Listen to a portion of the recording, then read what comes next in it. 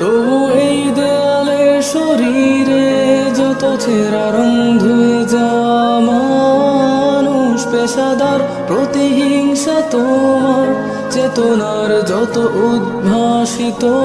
আলোড়ন আকাশের মতন কষার নীলে ডুবে থাকা তোমার প্রিয় কোন মুখ, তার চোখের কাছাকাছি এসে কেন পথ ভেঙে দুটো মানচিত্র একে দুটো দেশের মাঝে বিধে আছে অনুভূতিগুলোর ব্যবচ্ছেদ।